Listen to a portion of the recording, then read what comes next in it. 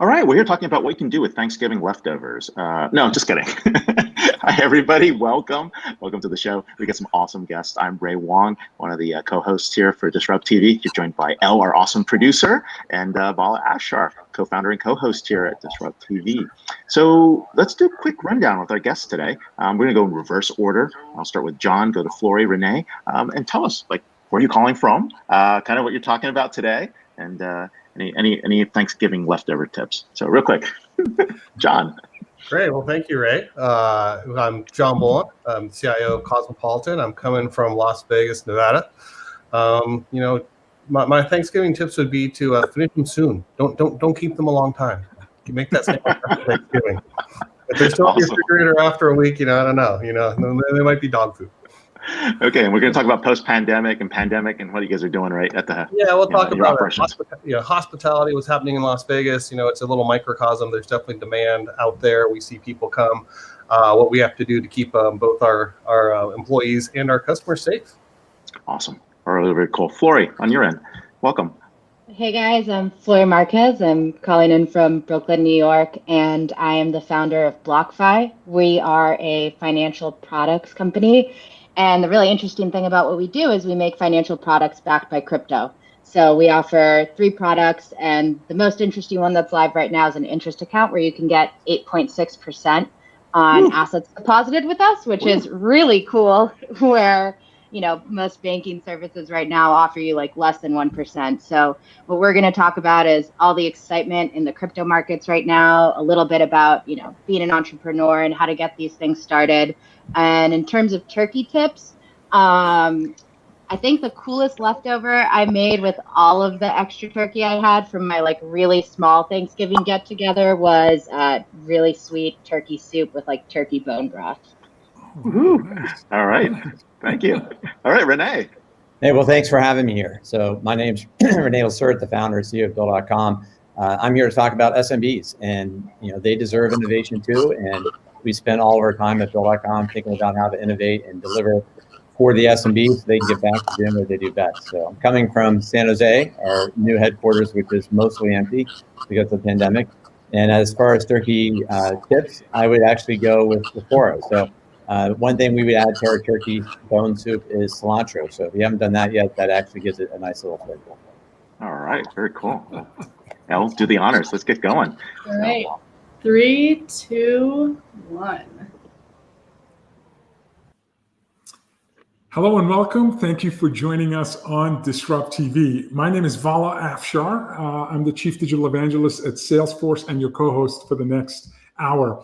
We welcome you to follow us on Twitter at DisrupTV Show. Send us your questions live, and we'll do our best to answer them. And you can use hashtag DisrupTV. It's my pleasure to introduce my co-host. He's the CEO and founder of Constellation Research. He is the best-selling author of Disrupting Digital Business. He's a regular contributor to ZDNet, Harvard Business Review. He's often on technology, TV news on Fox Business, Yahoo Finance, Bloomberg. He's a global sought-after keynote speaker and one of the top features you can follow on Twitter at RWANG0. Welcome, Ray Wang, to DisrupTV. Hey, thanks a lot with my awesome co-host, Vala Afshar. As he mentioned, he's the Chief Digital Evangelist at Salesforce. More importantly, he's an author himself. He's on Business TV, and he's giving lots of keynotes. But if you follow him on Twitter at VALAAFSHAR, he's one of the top people to follow from CMOs, CEOs, CIOs, and other folks looking for innovation and inspiration. So thanks a lot for being on the show. And before we begin, the show is sponsored by Robots and Pencils. If you're looking for innovation, looking for design, please check them out. You can find them on their website and also at Robots and Pencils. So thanks a lot for sponsoring the show. Now, before we begin, who do we have today? Who's going on first, Vala? It's an honor for us to have René Lacerte, CEO and founder of Bill.com. René is a fintech entrepreneur and the founder and CEO of Bill.com, one of the nation's leading business payments networks. At Bill.com, René works with some of the nation's largest banks and accounting firms to redefine how business payments are made. René founded Bill.com in 2006 after recognizing that business owners needed a way to simplify payments so they could focus on their business. Prior to Bill.com, René founded PayCycle, the first and largest online payroll solution, which was acquired by Intuit in 2009. For 7 years in a row, he's been named one of the 100 most influential people in the accounting industry by Accounting Today. Please follow René on Twitter at RLACERTE. Welcome, René, to Disrupt. Well, thank you, Vala, and thank you, Ray. Looking forward to the conversation today. Hey, so excited to see you here, and congratulations on the new headquarters. That's amazing. I think that move from Palo Alto to San Jose hopefully saved you some time on the way there. For me, it's about 6 and 1 half a dozen. It's going to save our employees a lot of time, so that's good. That is amazing, right? And a lot of this is really, when you think about the founding of your company, it's been about employees, it's about people, it's about being the SMB champion that's out there. Talk about it. Talk about what SMBs had to face before things like Bill.com came about. Yeah, and actually, today 90% of businesses rely on paper checks as the primary form of payment. If I were to ask either of you guys or any of the consumers out there watching if that check was the primary form of payment, they'd say no. They might still have some, but it's not the primary form of payment. And so that goes back to everything I learned as a kid growing up. So I come from entrepreneurs. My parents and grandparents had a lot of businesses, all of them small, mid-sized businesses that served as other SMBs. And what I saw is that, cash is king. You got to stretch out the payables and pull in the receivables. And the process of actually making that happen was walking around the office. It was talking to employees. It was talking to buyers, talking to suppliers, looking in filing cabinets. And so what business is doing today without Bill.com is they have a very painful manual process that is taking them a lot of time. And that time is something that they don't have. Businesses deserve innovation. It's why I started the company, is I believe that businesses, SMBs, deserve innovation, that they have a right to the technology platforms that enterprise companies have and consumers have, but nobody's been doing that for them. So I focus on how do we automate processes that nobody else has automated before. So that's everything that we do. Ultimately, we take the back office and we put it in the back pocket. I mean, everything that we've done in the business is on my phone. For 14 years. I can look at every invoice, every bill, every customer interaction. It's all there. I can be anywhere in the world. In this time of COVID, that's extremely valuable. It's great to see, René, that most companies traditionally focus on an enterprise, but Bill.com is focused and it's become a champion for small, medium businesses. Why should SMBs care about technology? And how does a mom and pop bakery store, cookie store need technology to help delight their customers and employees and grow? I think one of the things I learned watching my parents and grandparents build their SMBs and serving others is how important the entrepreneur's job is to be everything, right? Yes, you're the CEO, but you're also the chief bottle washer. And you look at the everything in between, you have to do all of it. You have to be willing to do all of it. And that means you don't have time. And you have other demands. Obviously, people have families, and you care about your employees like families. So now you're thinking about their families. So you just don't have time. So the reason they should care about technology is technology simplifies life. Everything that we do at Bill.com is about the simplification, and the ultimate simplification is elimination. So we eliminate steps from every part of the back office that we can. There's no more data entry. There's no more filing. There's no more filing cabinet. There's no more sticky note. There's no more check writing. There's no more reconciliation with the banks. What? I need Iron Mountain now. Just kidding. It's just, to me, that's why they need it, right? SMBs, the mom and pops, they have too many more important things to do than worrying about filing and writing checks.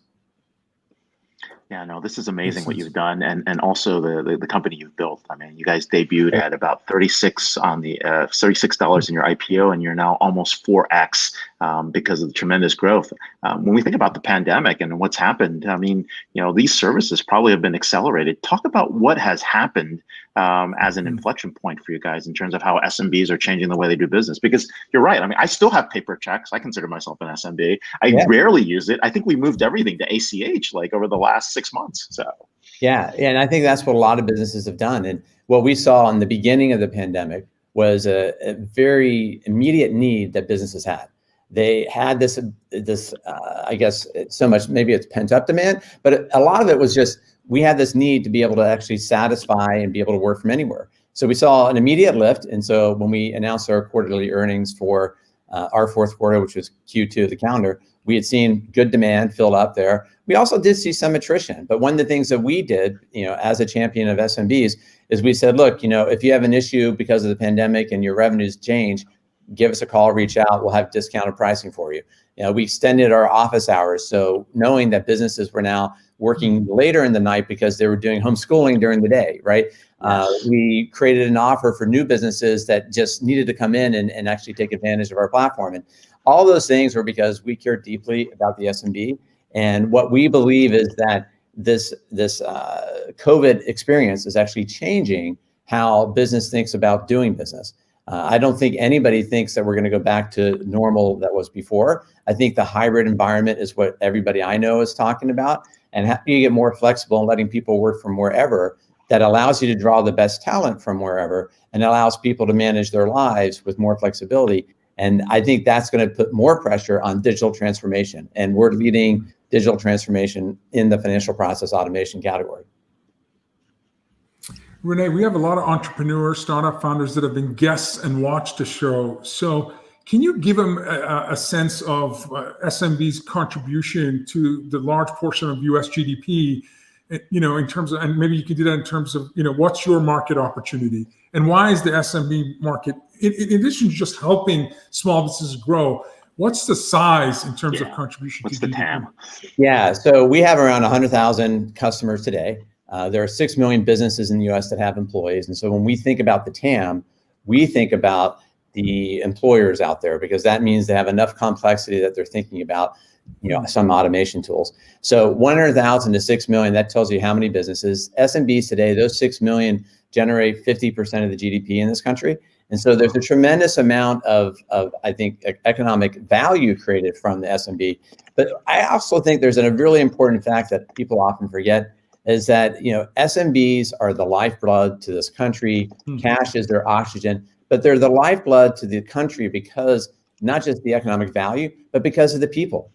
SMBs treat their employees differently. They think about them like family. They care deeply about them. And I saw that, and I got that passion from my parents, and my grandparents. I saw what they did every day and how they thought about the employees and how they cared about their employees' kids. Like all that stuff is what every SMB does. These are small communities.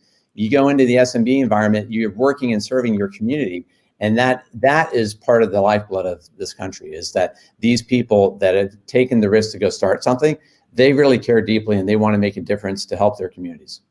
That's amazing. 50% of GDP, I'm assuming, is between 80-90% of employment with 6 million. And it's probably still around 50% of employment too, because the large companies have so many employees, right? Sure.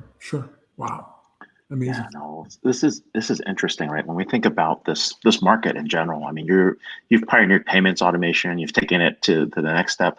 Where do we go from here? What are the other areas that you're thinking about expanding into in terms of capabilities? Because what we've seen in this pandemic is that there's a whole bunch of other digitization that's about to happen and automation. Yeah. So, I always step back and say, what is financial process automation? What are the things that we can do around that? And so the first thing that we've done is payables and receivables. We make it really easy to pay your suppliers. We make it really easy to invoice your customers, to have a portal that connects those to the 100,000 businesses that are on the platform, interact with 2.5 million that are on our network for payments to exchange. And so that gives you the example of, what else we can do is we can help businesses get paid faster. And so some of the things that we've done recently in the last few years is we've enabled, ACH and international payments for our customers. We've enabled virtual card payments. We're enabling real-time payments where a supplier, let's say today is Friday, it is Friday, and you get a message saying you've been paid by Bill.com, the money is coming next week. Do you want it now? We have the ability to do real-time payments right now if somebody wants it right now, and they're willing to pay for it because there is a fee, there is some risk there for us, then we'll move the money right now into their bank account. And so that's an example of how we extend, but ultimately we're going to be thinking about how do we get into and support spend management, expense management, more AR tools and services. We've done more AP stuff in the past. Ultimately, I think there's lots of financial process automation on the HR and payroll opportunities still. So lots of things for us to look into. Are you going to get into fraud and AI as well to reduce the risk as well for some of the SMBs? Because they're the ones that most at risk when you see some of these small crimes that are under certain thresholds that, that people actually go under the radar for. Yeah. So one of the things that we've built into our platform is this ability to manage all the money movement we do. So just a data point here, well over $100 billion a year is what we move today. And we move that 100 billion. And we're just, like I said at the beginning, 100,000 businesses, there's 6 million to go, right? And so that ability for us to kind of understand and manage the fraud and the risk and the security and credit, all that is something that we do well. And so ultimately, just using our service eliminates fraud for business. So the most common form of fraud in this country is writing a check. When you write a check, everybody sees your bank information on that check. If you use Bill.com, nobody ever knows your bank account information, including your employees. If you're the owner, Ray, you're the owner of your business, and if you have an accountant even helping you, you can use Bill.com and nobody will ever know your bank account other than you. And that creates a protection layer, and that allows us to do lots of security measures on the back end to protect that account that you would never be able to do on your own. I'm telling my COO right now. That's awesome. So Bill.com's been a public company for about a year, and again, I mentioned we have so many entrepreneurs, startup founders that are guests and viewers. René, advice. What are some of the lessons you've learned based on super successfully, going through an IPO and becoming a public company? And perhaps you can share some of those lessons with our audience. I'm doing fintech on the West Coast because we're going to get fintech on the East Coast in a little bit. Right. I think the thing that maybe surprised me and has been a great learning is, I guess there's two things. One is the quality of the executional rigor that investors put into the work that they do. Going back and really understanding the business, asking really strong, good questions that help make me and the team think harder about how we can do more automation and simplify the business even more for more and more customers. And so I guess the learning there is that you think it's just a transaction about money, but people don't give you the type of money that they're putting into the public markets without doing a lot of homework. And these people are super smart. And so I think that learning surprised me, because you hear a lot of, if you just watch the media out there, you think, okay, it's just a way to get liquid, right? And it's just a bunch of people trying to make money, watch a movie, that might be what you think. But no, it's not that. Like, these people care about what problem we're solving. They think that businesses need innovation. They believe that we're a champion. They think the opportunity to serve them with more automation tools is great, and they want us to win. They want that to happen because they know it's good for the economy, and it's obviously going to be good for their financial investment. The other thing that I think has been a great learning is how important character is. And you don't think about that when you think about Wall Street, but I can tell you the number of conversations where people have asked me, what motivates me? What is the driving force? How do I think about the employees and the values that I instill in the company and that I lead with? That is not uncommon. It is actually quite common. And even the diligence they do, they went back, the public investors go back, they use LinkedIn, they talk to everybody that's ever worked for me, good or bad. They do.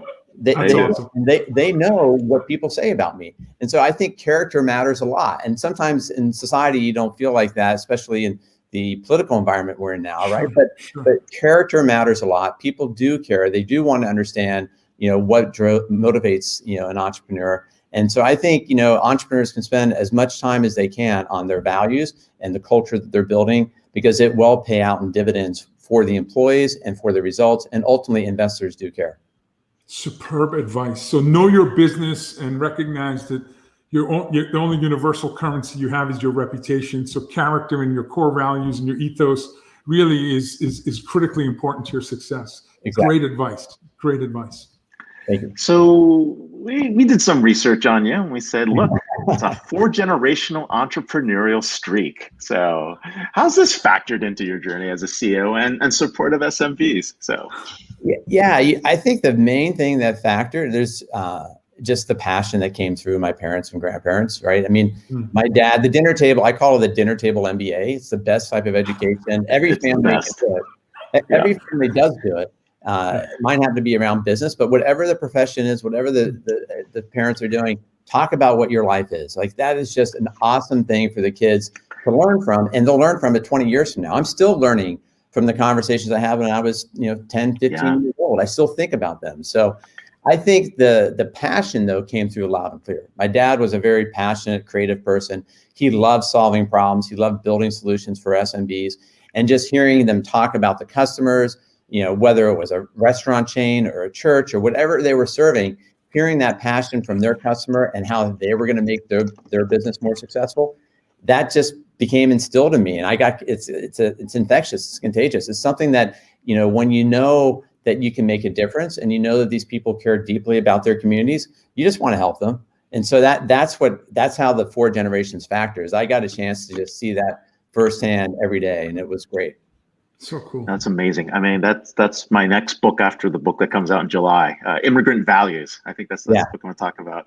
But to carry it 4 generations out, that is incredible. So, but hey, thank you so much for being on the show. I think Sam Liccardo is probably super happy to have another fintech company in San Jose. So congratulations there as well. That's the mayor of San Jose for those who don't know. But we were here with Bill.com CEO and founder, René Lacerte. You can follow him on Twitter at RLACERTE.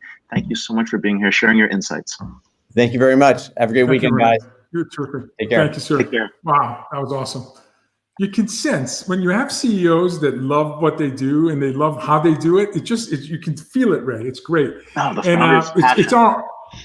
It's founder's passion. Absolutely. Well, speaking of founder's passion, our next guest is Flori Marquez, a co-founder of BlockFi, co-founder of cryptocurrency lending platform BlockFi, which allows crypto holders to lend out cryptocurrency at rates as high as 8.6%. The platform also offers crypto trading services that have raised over 100 million in equity. BlockFi has 100,000 funded accounts, and it's on track to earn 120 million in revenue this year. They just launched their first ever Bitcoin rewarded credit card, which we're going to learn more about. Flori has spent her career managing alternative learning products. This week, 3 days ago, Flori was named on the Forbes 2021 30 under 30 list of influencers in the finance category. Amazing. Ray, you and I have never been on a list like that. Yeah, they'll never put us on a list like that. Please, please follow Flori on Twitter at FounderFlori, FounderFlori. Welcome, Flori, to DisrupTV, and congratulations. Hey, Ray. Hey, Vala. It's great to see you guys.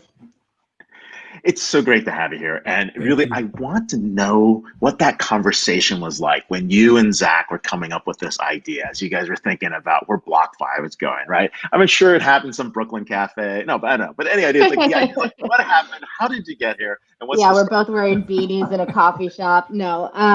So it was actually perfect timing. And I think that one of the things that's incredible about the BlockFi story and our success is it's really true that it's just when hard work meets like luck and opportunity.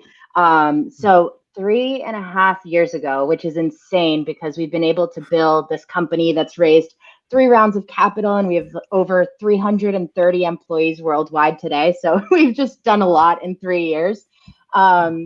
But as you mentioned, I was working for a startup that did loans to small businesses, and my family is originally from Argentina. So one of the things that I noticed kind of going back and forth between Argentina and the US is how easy it is for us in the US to access financial products. Like I know people that have 10 credit cards, and the second that you see something with a better reward, you can apply for the other one. And maybe we have like 3 different savings accounts, and we just have like financial products left and right. We have financial products on our phone, things in person. And that's not true for the rest of the world. A lot of people can't even access a secure savings account that can be guaranteed by their government. So I was always interested in, how can I make the same things that I can access in the US accessible to my family in Argentina? And cut to, 3.5 years ago, the company I was working at was getting acquired by Goldman Sachs. And in those conversations, Zach and I had been working together, and I sat down for coffee with him, actually. And he started telling me about this idea that he had to bridge the worlds of traditional finance and crypto to build basically financial products for crypto. And 3.5 years ago, there weren't a lot of founders or companies bringing financial services to crypto. And so the idea of being able to leverage everything that I knew about financial products and lending and bring it into completely new technology was amazing, because I got to use what I knew and also learn about a completely new technology at the same time. And in the back of my mind, I always had this mission or this dream that we'd be able to build an app that my family would be able to use in Argentina and access the same financial products that we have here by leveraging the use of crypto. That is amazing, because we went from, mining to security standards to ICOs, and we totally missed the whole point of what blockchain and Bitcoin and crypto could do, which is really decentralize access, right? And make it easier for everybody in a secure way. So it's a wonderful story. So. Yeah, it really is a wonderful story. For the first time in history, like, that's what's really exciting, that we can take an asset like a stable coin, which is like US dollar, and send it overseas instantly without having to use a partner bank. And in the US, we give for granted the fact that the US dollar is relatively stable, but in countries like Argentina, they suffer from hyperinflation, which means that the value of their savings goes down day after day without them doing anything. Yeah. So the ability to talk more about. Sorry, go ahead. Can you talk more about the banking services and how you were able to bring Bitcoin and cryptocurrencies to the masses? What are some of the banking services that you offer? Yeah, so our mission is to basically make it easy for people who've never used crypto before to use our products. So we offer 3 things today. The first is an interest account, where you can link your bank account to BlockFi through ACH. And by depositing with us, it turns into stablecoin, and you can start earning 8.6% interest that's paid out on a monthly basis. And if you want, you can trade it into crypto and earn interest on Bitcoin. The other really cool thing about that product is you can actually earn the interest in Bitcoin. So you can deposit dollars and never buy Bitcoin, but earn your interest in Bitcoin. So there's no additional. Exactly. That's awesome. And then the second product is trading, which I mentioned. And then the third product is, if you've accrued a bunch of Bitcoin or other crypto, you can also borrow against those assets, starting at interest rates of 4.5%. Wow. This is amazing, right? Go ahead. Sorry. Go ahead, Ray. No, go ahead, Ray. Oh, I was going to say, Bitcoin's on this massive run, right? I mean, we're trading somewhere at 19,000 on Bitcoin, almost hitting 20,000, right? We're almost at peak where we were in 2018, but this time there's more on the back end, and there are more security controls and product, more into the product that's actually happening. Why the run? What is going on? Like, why are people betting hard on Bitcoin? Is it like everybody else is junking their currency and coming into Bitcoin? Or is it the US dollar is weak, or like what's going on? And, as they say in Argentina, re capado, like, it's amazing. Right? So. Oh, nice. I didn't know you spoke Spanish. But yeah, I think it's when there was another run back in 2017, and I actually think that run was a lot closer to like retail investors betting and a lot of the things that you just mentioned. What I understand from this run is that it's actually really exciting and probably much more stable, because it's driven by new adoption. So it's driven by large institutions who are starting to become interested in Bitcoin for the first time. So 3 years ago, companies like PayPal and Square had no interest in Bitcoin, and they didn't know if this technology would exist years from now. But most recently, like, the 2 big pieces of news to kind of like back up this theory is that PayPal, recently made crypto available to their users. And there were some reports that because of that, they bought a ton of Bitcoin to meet the liquidity demands. Yeah, and they the did. second, yeah. And then the second one was Square Capital. So they started investing into Bitcoin as a store of value. And so to me, we're still so early in this story. And when you start to see these big players move into the space, it's just a great, marker for our future. Michael Saylor, the founder and CEO of MicroStrategy, put all his liquidity into Bitcoin instead of cash. So, I mean, that's another interesting data point for a lot of folks following this. Yeah, and Jack Dorsey's bio on Twitter is just #Bitcoin. So there's a lot of I love that. yeah, that's like a subtle sign in terms of Square's interest in how institutional investors may be thinking about Bitcoin. I asked René, who's our prior guest, a CEO that has had an incredible, successful journey of taking his company public, and what are some of the opportunities and roadblocks that you've experienced as an entrepreneur in this rocket ship you've been on the last 3 years, which again led to being recognized by Forbes as one of the top influences in the finance space. Share with us some of the lessons learned along the journey. Yeah, so kind of like going into the theme of institutions moving into the space, I'll start with roadblocks. So 3.5 years ago, it was really difficult to get institutional investors to invest in our company. And that was because if we looked at crypto VCs, they didn't have a deep understanding of financial products. And when we talked to the more like fintech focused VCs, they didn't understand crypto as an asset class. So our first roadblock as founders was definitely trying to build that initial bridge between traditional finance and crypto, and really sticking to our guns in terms of, one of the things we did really differently was to raise traditional capital to fund this company instead of what was really hot in 2017, which was doing an ICO. And so that's really worked out for our business. And in terms of opportunities, I think the thing that I'm most passionate about is just the joy of building a business and creating jobs that people actually like having.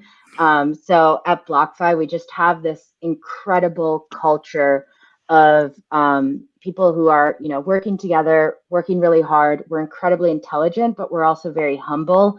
And it creates this amazing team that's just pumped to be here every day.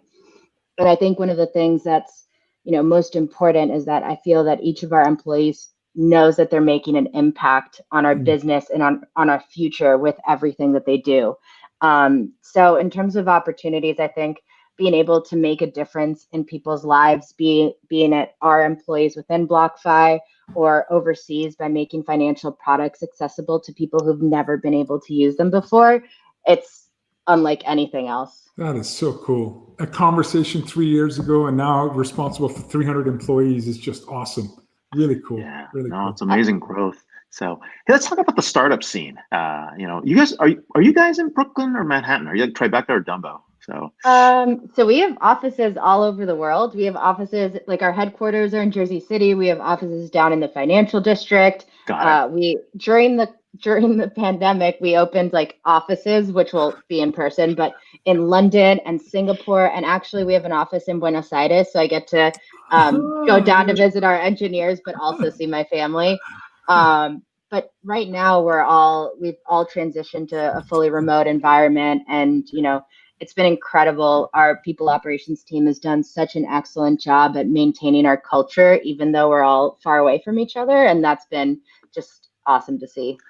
So it sounds like you're getting some great advice and hearing from different folks. Are there certain mentors, certain people that you look up to that you're pulling the inspiration from and pulling some advice in the area? So yeah, I think it's really important for founders to have an outside mentor because we are essentially our own bosses. And while there's no formula for starting a company and we're really making our own rules and making it up as we go along, having access to someone who's like built multiple companies before is extremely important. So I have a mentor. He's amazing. His name's Brian Kane. He's a COO who I really admire, and working with someone who, you look at and you're like, oh, I'd love for my career to end up like this person. It's just been really great because, he provides the feedback on what I could be doing and how I could be growing to better serve my company. And that's been invaluable. I need a mentor, man. We gotta get back to that. Yeah. Maybe they'll have a 60 under 60 list. I can. Yeah. That's the way we're going. All right, so we'll source it from this call, right? Like if you're out there, DM Ray and let him know if you're open to I need mentors. I need mentors. There we go. Absolutely.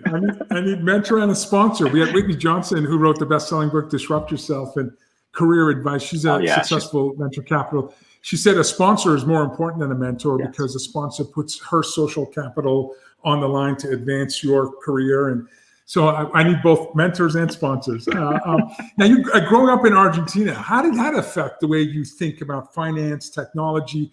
And we can already tell in the first 10 minutes that you have incredible humility and passion about what you do. So talk to us about, the family influence and and influence of Argentina as a whole in terms of shaping how you think and how you behave and act today? Yeah, so I was actually the first person in my family to be born in the US. My parents came over in the 80s just because of the instability of the Argentine economy. And I think there's a couple things that help shape who I am today. I think the first is definitely having insight into the differences between different countries and recognizing that really how privileged we are in the US to have access to like the services and the goods and everything that we use, and we just think it's normal, but it's not for anybody else. And the second, which I think Ray, you may have mentioned, or Val, I don't remember earlier, is just like the immigrant mentality, which is, you know, when you come over here and you're first generation, there's incredible pressure from your parents. In my case, I had three options. It was to become a doctor, a lawyer, to work in finance. And for a really long time, it's We know that story. Or engineer. Yeah, engineer. There you go. But, you know, I was thinking of becoming a lawyer for a while, and I did work in finance for some time. And I think, you know, there's just this level of rigor and excellence that's like required in order to like pave your way here. And that's why I think one of the things, you know, being on the Forbes 30 under 30 list was really exciting to me, because it's something that, you know, while my family in Argentina doesn't understand exactly what I do in terms of financial products yet, they did know what the list was. And that's incredible to me that I could like do something that meant something to them there. It's just been an incredible week. I'm a first generation immigrant refugee that abruptly moved to the US because there was a war in my country. And I got to tell you, it's beautiful that, you know, parents have such faith in education. You know, again, my parents, you know, they were disappointed that I left after grad school and I didn't finish to a doctorate degree, you know, but I just think that it's so great that they had such faith in education and really pushed myself and my sister to continue to pursue learning, knowing that, you know, it'll help, you know, have a better quality life. So it's amazing. No, yeah. Go ahead, Ray. Oh, go ahead. Oh, actually, so like I told you that I started BlockFi when the rest of my team was going to Goldman. And when that transition happened, I remember calling my mom and saying like, hey, like I have the option to like go to Goldman Sachs. And that's like every immigrant parent's dream, is that your child works at Goldman. And I remember, what are you doing, Flory? She just cut me off and she was like, yes. And I was like, no, like that's not what I'm doing. And fortunately, like 3.5 years later, she now accepts that it was a good decision. You know, I can totally feel like I know how that conversation went, because my parents would have hung up and sent me a note that I've been disavowed forever. No. Oh my God. No, it's so true. Up until 2015, my mom still wanted me to go back to medical school or go to get an MBA. She didn't know what I did. I'm like, until I wrote a book. She's like, oh, now I get what you do. I'm like, oh, no. So, but yeah, I am going to write that book, Immigrant Values. I'll get you the new one. I'm going to write that book, Immigrant Values. It's not written yet. I know someone asked about, you know, if they could get a copy of the book. No, not yet. I need to write that book. I think I'm going to interview people like you, and Renee, and other folks, because there's something to it about those special values that are there. Hey, one last set of questions, and really, I want to know, just when you think about like where you're going to be 5 years from now, what does that reach look like? You know, I'm definitely getting a credit card like after the show, because I've been looking at it as we're talking to you prep here, because it's a great hedge. No, it's a great hedge on not only just the dollar and the crypto. The dollar crypto war is real. Right? There's a war on the US dollar, and crypto's coming on the other end, and people are hedging assets for yield. And it's pretty wild. Not that we're on a business show, but on a finance show. But the point being is like, that's what's happening. So where do you see like 5 years from now? I mean, like, where do you see adoption? Where do you see, you know, the ability to do peer-to-peer payments off the card? Or where do you see, you know, some of the other things that people are doing, like even to run a smart contract on top with individual personalized contracts, right? Yeah. So I'll start with the credit card first, because even aside from, you know, theories around like the dollar crypto war, what's really cool about the card, and you can like sign up for the waitlist now through the BlockFi app, is Oh that shit, on a wait list. yeah, get on there. Yeah, and yes, you can swear on Disrupt TV. Shoot, Do I it said now. shoot. But basically, instead of, it's like any regular credit card, but instead of earning airline miles, which now are even more pointless, you earn 1.5%. Yeah. 1.5, there you go. 1.5% cash back in Bitcoin instead. And what I love about it is that it's the first rewards program of its kind, where instead of giving you points that fuel more consumer spending, we're giving you an asset that can accrue value over time. Game changer. I have an idea I'll tell you after the show when we get into the green room, but this has been awesome and it has to do with airline points. So I will share that secret with you. Cool. He's like an admiral member, like black limousines pick him up when he lands and take him places because, 500,000 miles last year? I mean, you're talking nice. Last year was bad. Last year was bad. Nice to be home. But we're here with Flori Marquez, co-founder of BlockFi, and you follow her on Twitter at FounderFlori on the 30 under 30 list. Congratulations, and we'll talk to you a little bit. So thanks a lot.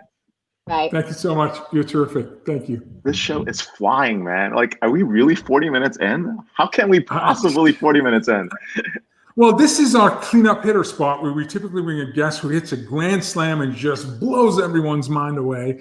So it's our privilege to have John Bollen, who's the Chief Information Officer at the Cosmopolitan of Las Vegas, where he oversees the casino resort's IT operations, including management of core systems, infrastructure, networking, collaborative environments, reporting, customer program development, securities, and future innovation. So it's an incredibly large, encompassing set of responsibilities. John leads a team of IT professionals to ensure every department in the resort is functioning at its highest efficiency, creating systems and structures to best drive productivity and results.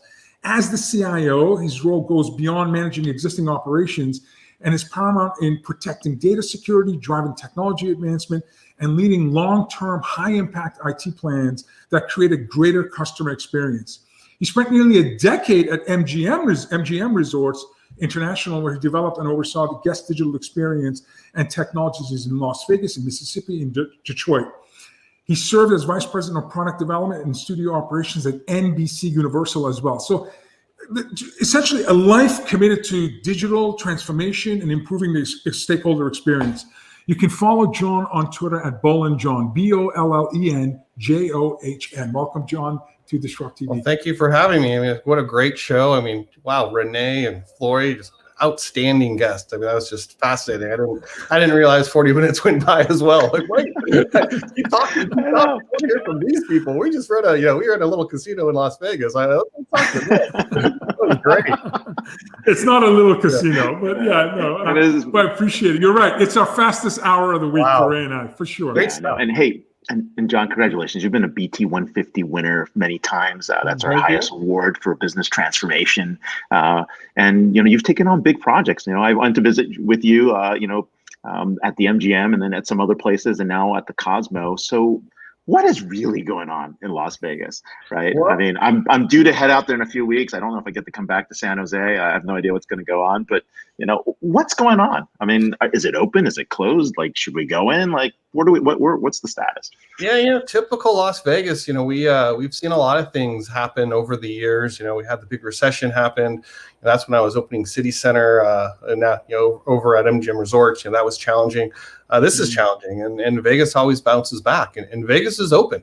We are adapting to ever-changing rules and regulations. We're making sure our employees are safe. We're sanitizing.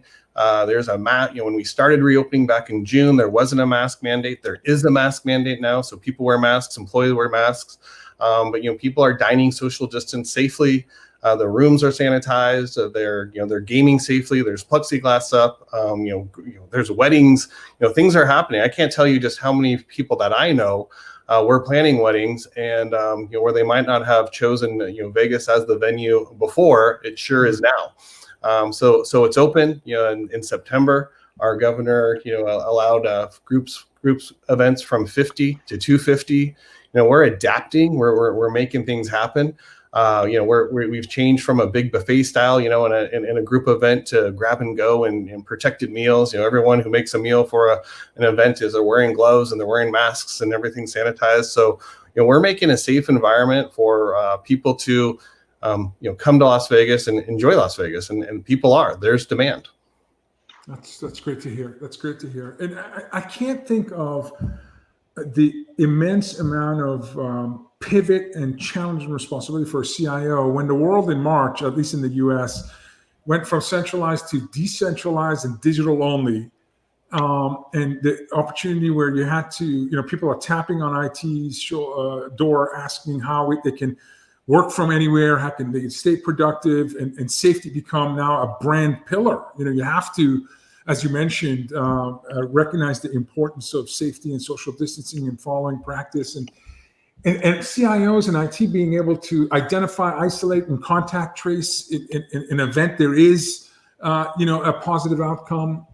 So tell us about, how are you managing an IT organization when you have all this amount of change and uncertainty, and then this massive shift to decentralization, and then safely reopening and gaining momentum in terms of people trusting the Cosmopolitan brand, knowing that you're leveraging technology to ensure all stakeholder safety? Yeah, great question. I mean, some of the projects that we embarked on were ones that I never thought we would do in IT. We temperature checks. Every employee is scanned before they come in. To make your temperature checks. Developing. You and I got scanned at a restaurant. Remember earlier? Yeah, Ray and I went to go get noodles one day, and we were temperature checked before we came in the restaurant. Right when it wasn't even a greeting. It wasn't even a hi. It was like no, we were just like boom. We were scanned. So we do that for all our employees. Other things we didn't think we'd do. We created a questionnaire online that people fill out at home. Interfacing it. You think about all the interface and APIs and web services. Well, never thought that one from ADP was coming. Here's your here's how you log in and please answer these questions and check in. And these are all things to protect both the employee and the workforce. And like you mentioned, contact tracing. It also comes down to at the Cosmopolitan Las Vegas, we have an amazing management team. Our HR department's called People. The way that they've motivated and they've rallied and they've mobilized. We have a whole team that's just dedicated in one of our conference rooms just to make sure contract tracing is done and protocols are followed, and that's what happens. We mobilized with the new position in our property where we have guest ambassadors who are walking around just making sure people are following the protocols and wearing a mask. Wow. So that's a change, right? Nice. Where we're doing a lot of things just to make sure that both our people are safe and the guests are safe, and it really shows, and we pride ourselves on doing that.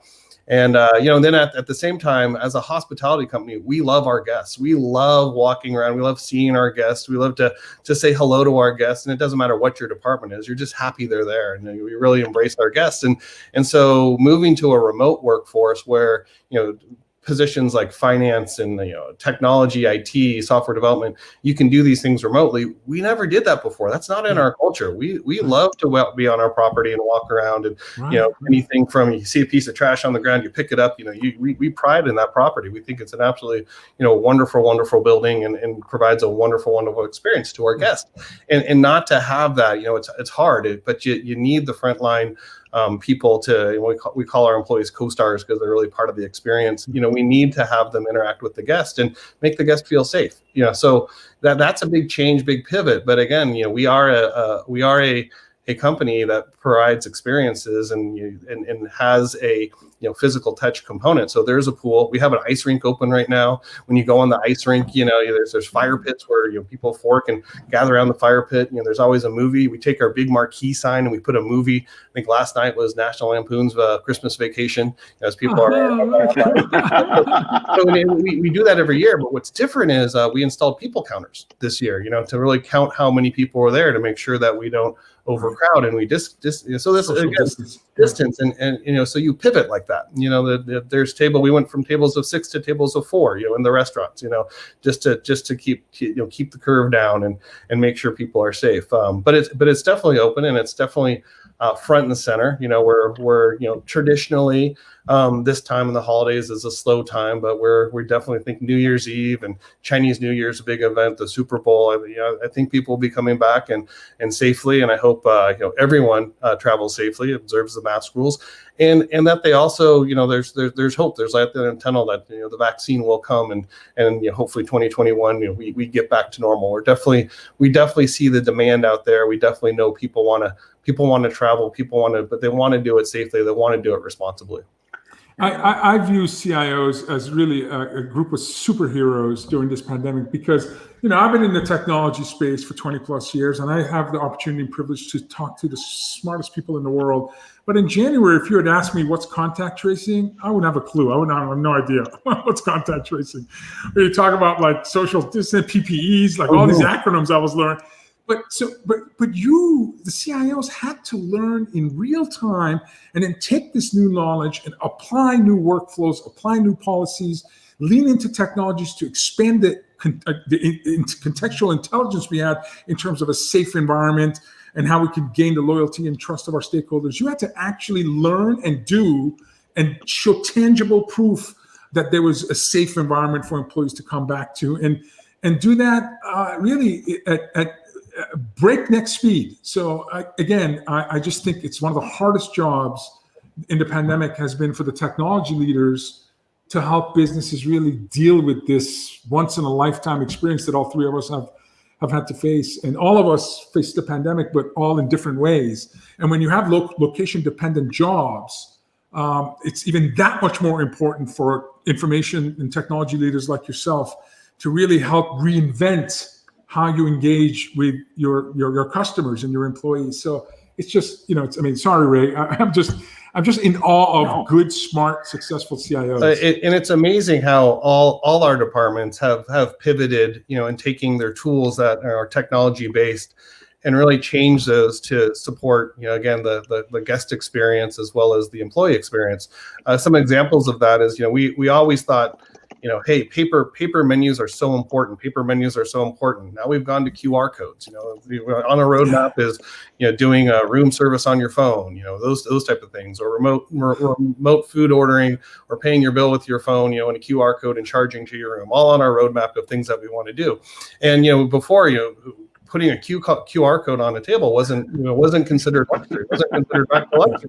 Now it's a requirement. Another one that's great is we have a great marketing department. Tom Evans runs it.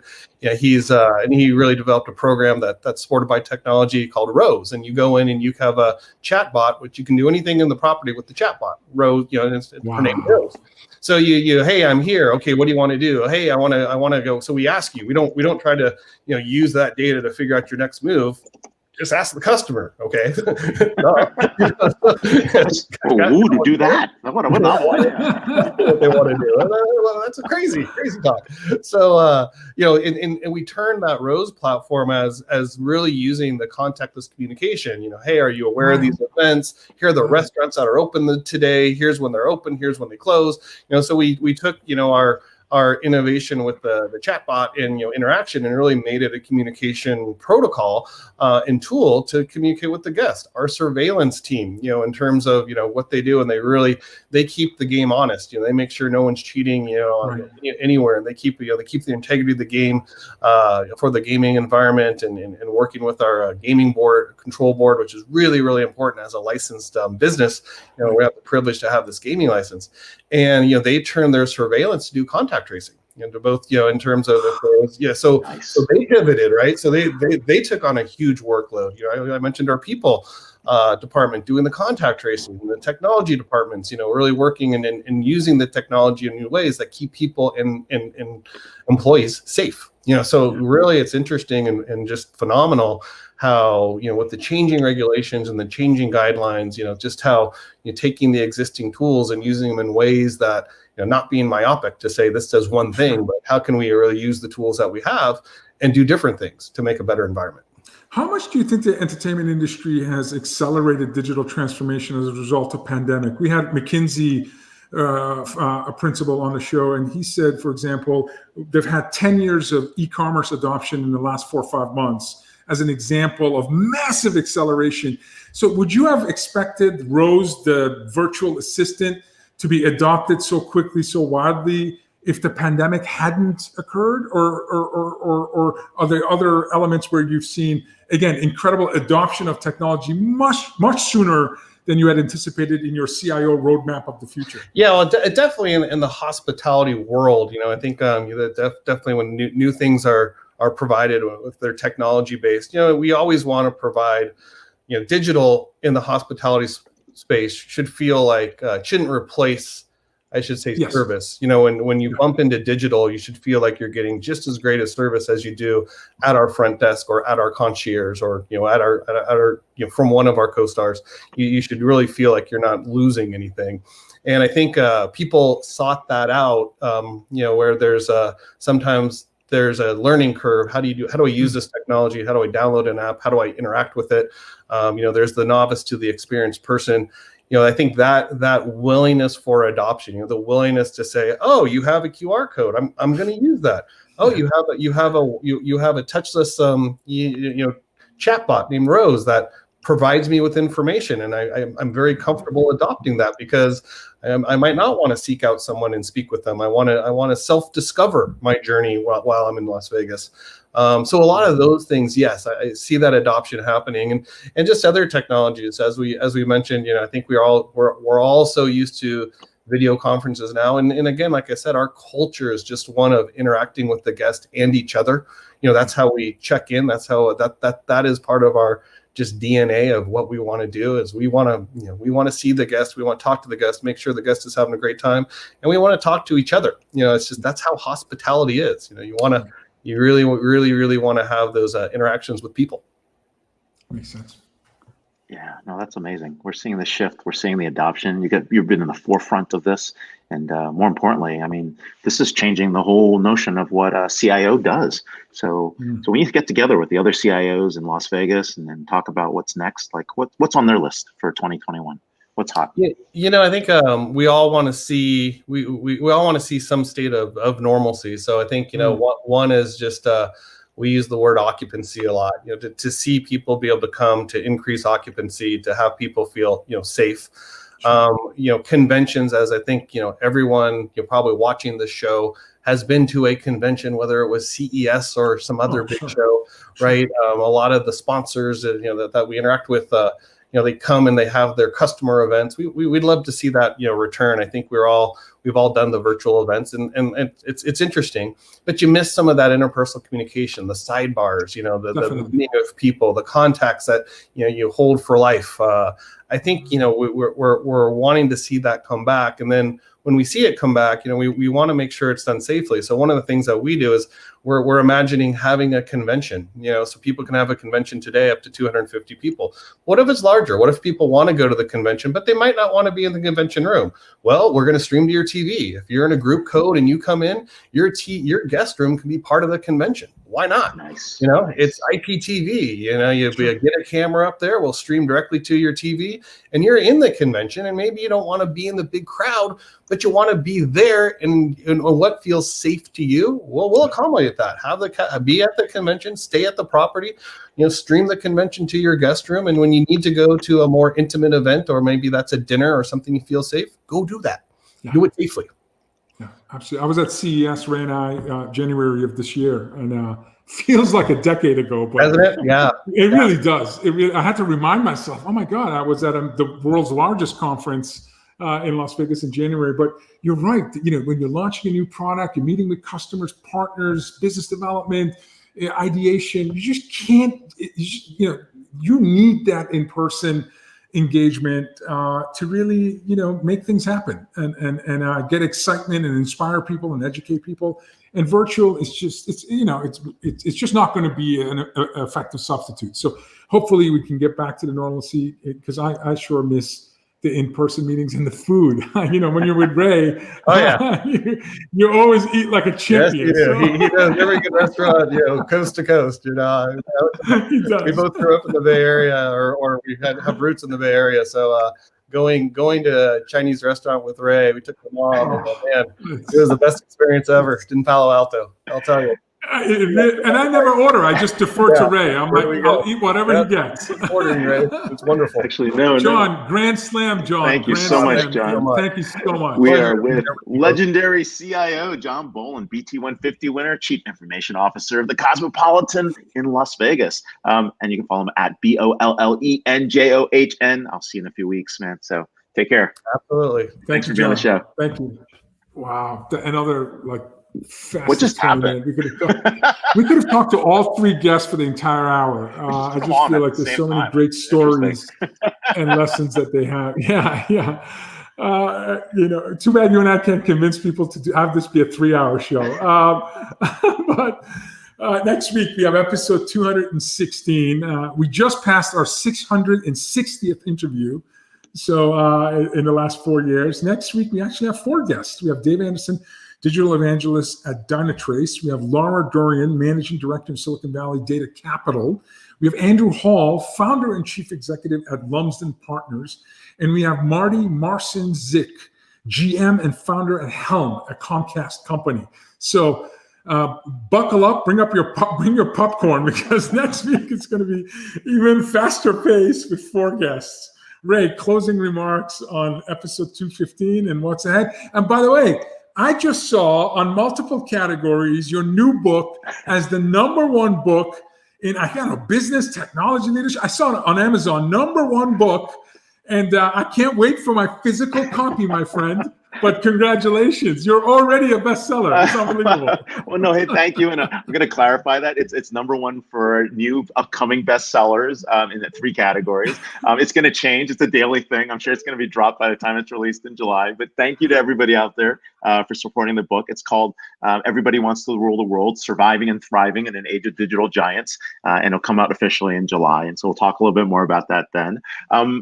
Closing thoughts. Oh my God, I can't believe 2021 is coming. I am so excited. I'm sure everybody is, to put an end to it. What a crazy year in all different ways. So I'm looking forward to that. And Vala, I mean, I don't know about you, but I can't wait to really have some downtime, like in the holidays. I think this will really be downtime holidays where people actually do shut down and actually think, because it's for the people who are working, they're working doubly hard. For those who are looking for a job, I hope you find something. And I hope, people who are out there to help out, but it's been a crazy year for those people who are working, and it's just unbelievable.